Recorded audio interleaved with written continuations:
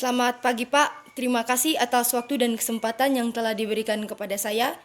Perkenalkan, nama lengkap saya Yohana Tiu. Saya mahasiswi Undana dari Fakultas Ilmu Sosial dan Ilmu Politik, jurusan Sosiologi semester 3, kelas A, dengan NIM 1903030014. Dalam video singkat kali ini, saya akan menjawab pertanyaan dari soal ujian tengah semester mata kuliah Teori Sosiologi Modern. Yang pertama di sini adalah paradigma sosiologi.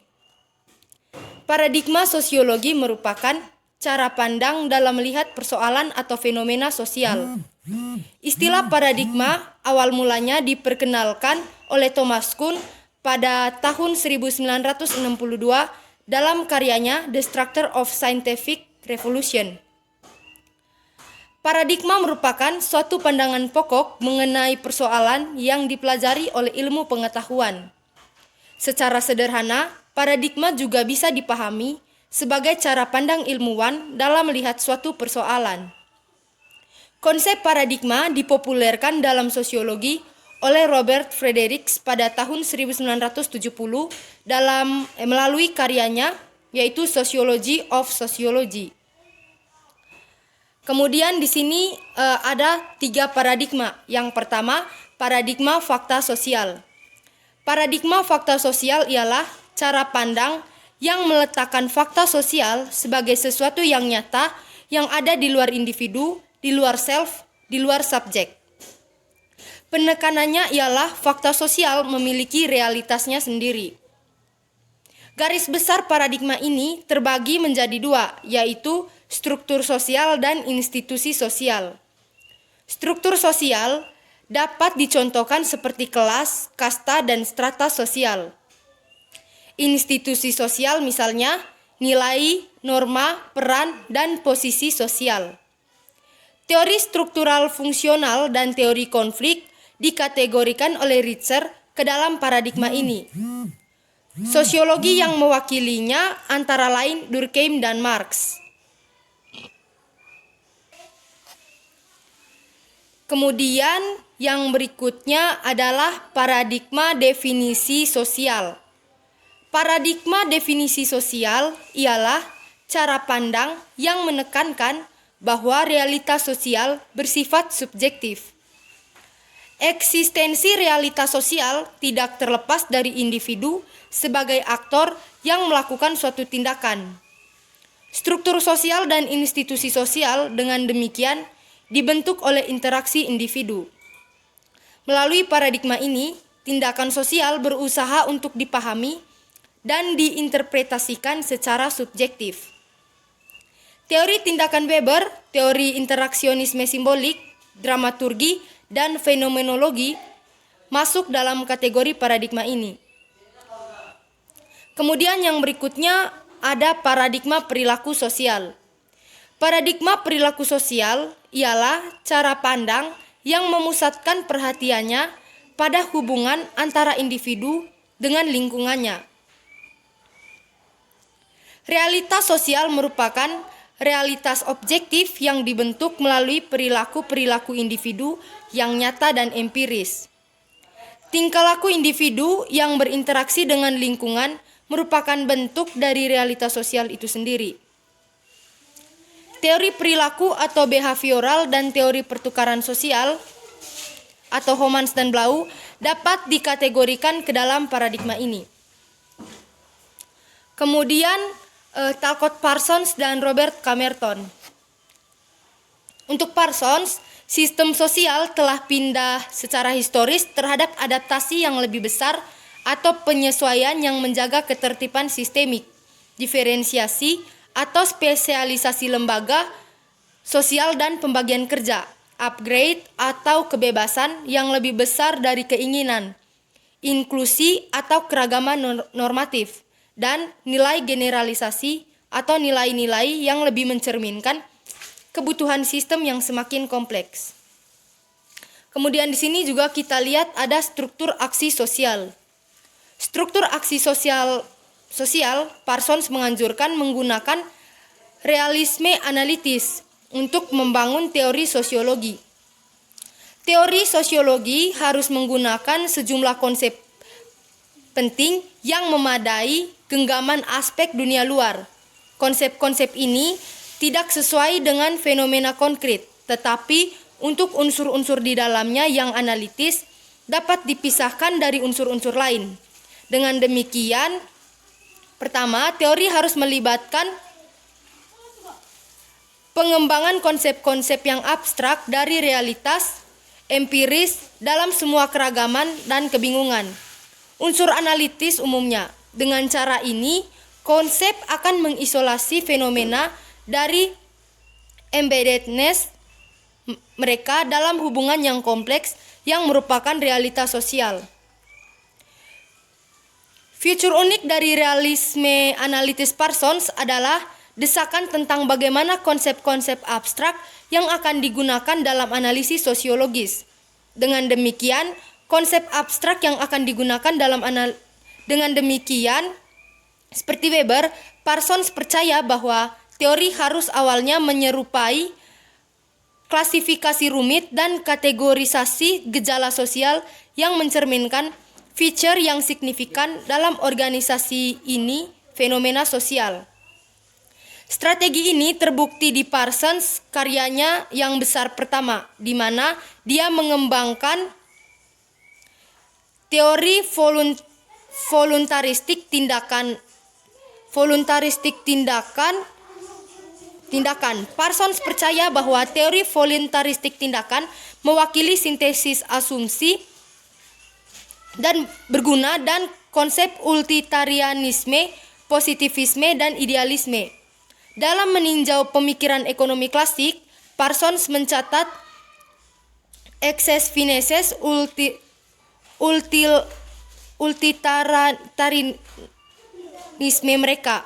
Aktor diatur dalam atomistik, dalam pasar bebas dan kompetitif rasional, mencoba untuk memilih perilaku-perilaku yang akan memaksimalkan keuntungan mereka dalam transaksinya dengan orang lain. Kemudian yang berikutnya, sistem sosial dan menuju teori umum aksi. Selama akhir 1940-an dan awal 1950-an, Parsons bekerja sangat keras pada memproduksi beberapa pernyataan teoritis utama. Di tahun 1951, Parsons menerbitkan dua karya teoritis utama, Sistem Sosial dan Menuju Teori Umum Aksi. Karya terakhir yang ditulis bersama dengan Edward Tolman, Edward Sills, dan beberapa orang lain adalah hasil dari apa yang disebut Carnegie Seminar yang telah terjadi pada periode September 1949 dan Januari 1950. Setelah sistem sosial diwakili Parsons, upaya besar pertama untuk menyajikan garis dasar tentang teori umum masyarakat. Karena struktur aksi sosial pada tahun 1937 dapat dianggap sebagai pekerjaan, di mana ia membahas dasar prinsip metodologis dan metateoritis untuk teori semacam itu. Sistem sosial berusaha untuk menyajikan umum teori sistem sosial, membangun sistematis dari itu tempat yang paling dasar dan karenanya itu menampilkan ide interaksi, situasi berdasarkan kebutuhan disposisi dan difasilitasi melalui konsep-konsep dasar kognitif, katetik dan evaluatif orientasi. Dengan cara yang sama, pekerjaannya juga menjadi terkenal karena tempat di mana Parsons memperkenalkannya dengan variabel pola yang pada kenyataannya mewakili pilihan didistribusikan sepanjang Gemeinschaft dibandingkan Gesellschaft sumbu. Namun pemikiran seperti Parsons tentang garis besar dari sistem sosial melalui seperangkat cepat reediting proses di tahun-tahun meskipun inti dasar tetap. Selama awal tahun 1950-an, gagasan model agil berlangsung bertahap di Parsons dengan Robert F. Bales pada studi proses motivasi dalam kelompok-kelompok kecil. Kemudian yang berikutnya teori fungsionalisme struktural yang dikemukakan oleh Robert K. Merton. Ternyata memiliki perbedaan apabila dibandingkan dengan pemikiran pendahulu dan gurunya, yaitu Talcott Parsons. Perilaku, maka Robert K. Merton menitikberatkan pada konsekuensi-konsekuensi objektif dari individu dalam perilaku. Merton menekankan tindakan-tindakan yang berulang kali atau yang baku yang berhubungan dengan bertahannya suatu sistem sosial di mana tindakan itu berakar. Dalam hal ini, perhatian Merton lebih kepada apakah konsekuensi objektif tersebut memperbesar kemampuan sistem sosial untuk bertahan atau tidak terlepas dari motif dan tujuan subjektivitas individu. Fungsionalisme struktural berfokus pada fungsi-fungsi sosial daripada motif-motif individual. Fungsi-fungsi didefinisikan sebagai konsekuensi-konsekuensi yang diamati yang dibuat untuk adaptasi atau penyesuaian suatu sistem tertentu. Analisis Merton tentang hubungan antara kebudayaan, struktur dan anomi. Budaya didefinisikan sebagai rangkaian nilai normatif teratur yang mengendalikan perilaku yang sama untuk seluruh anggota masyarakat. Struktur sosial didefinisikan sebagai serangkaian hubungan sosial teratur dan mempengaruhi anggota masyarakat atau kelompok tertentu yang dengan berbagai cara melibatkan anggota masyarakat di dalamnya. Anomi terjadi jika ketika terdapat terputusan hubungan ketat antara norma-norma dan tujuan kultural yang terstruktur secara sosial dengan anggota kelompok untuk bertindak menurut norma dan tujuan tersebut. Disfungsi dan nonfungsi adalah ide yang diajukan Merton untuk mengoreksi penghilangan serius tersebut yang terjadi di dalam lembaga dapat berperan dalam memeliharanya bagian-bagian sistem sosial, tetapi bisa juga menimbulkan konsekuensi negatif untuknya. Non-fungsi didefinisikan sebagai konsekuensi yang benar-benar tidak relevan dengan sistem yang dipertimbangkan. Pendekatan fungsional merupakan salah satu kemungkinan untuk mempelajari perilaku sosial. Pendekatan yang semula dogmatif dan eksekutif dilengkapi dengan berbagai kualifikasi sehingga agak berkurang kekakuan dan keketatannya. Kemudian yang berikutnya, teori konflik menurut 4 para ahli. Yang pertama, teori konflik menurut Lewis A. Coser. Teori konflik sosial yang ada di masyarakat sangat beragam. Menurut Coser, konflik yang terjadi di masyarakat dikarenakan adanya kelompok lapisan bawah yang semakin mempertanyakan legitimasi dari keberadaan distribusi sumber-sumber langka.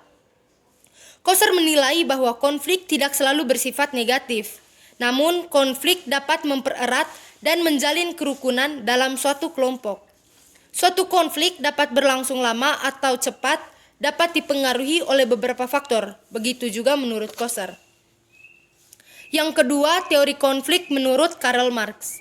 Karl Marx memiliki pandangan tentang konflik sosial sebagai pertentangan kelas.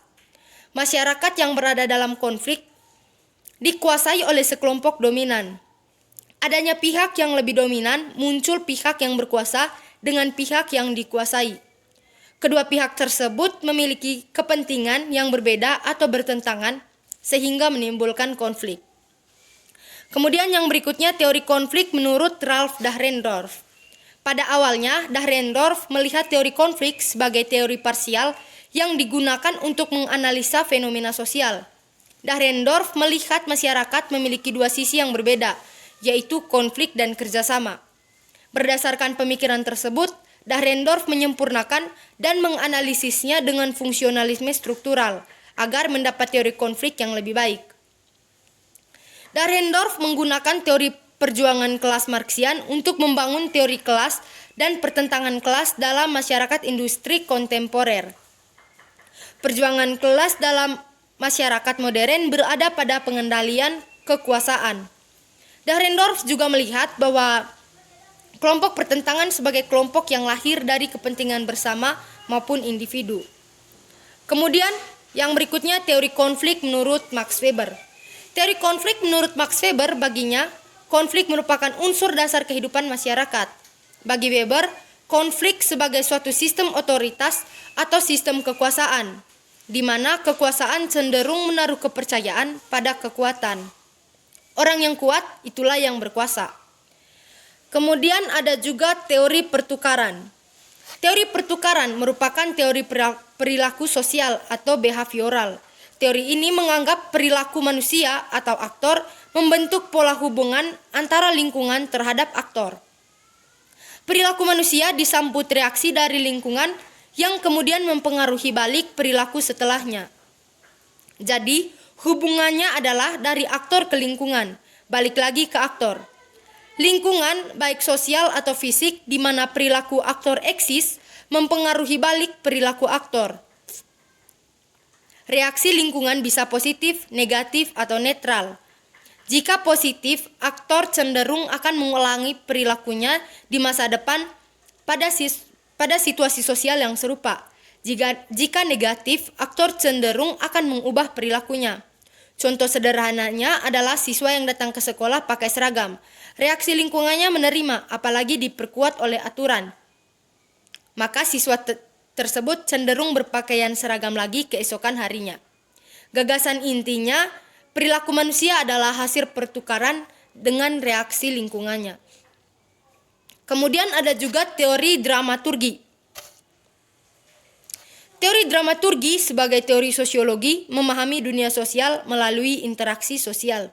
Dalam proses interaksi sosial, konsep diri atau the self dibentuk melalui interaksi dengan orang lain dalam situasi sosial tertentu. Pendekatan dramaturgis membagi dunia menjadi dua, depan panggung dan belakang panggung. Interaksi sosial kebanyakan terjadi di depan panggung. Diri bukan dimiliki oleh aktor, melainkan produk dari interaksi dramaturgis antara aktor dan audiens. Audiens bisa berupa lawan bicara, orang sekitar, atau dunia sosial yang lebih luas. Ketika berinteraksi di depan panggung, aktor mengatur tampilan dirinya sedemikian rupa agar diterima oleh audiens.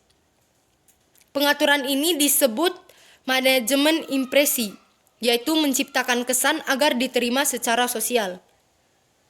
Dalam interaksi sosial di kehidupan sehari-hari, aktor senantiasa menampilkan dirinya. Diri di luar manajemen impresi akan tampak ketika aktor berada di belakang panggung. Gagasan intinya, dunia ini panggung sandiwara.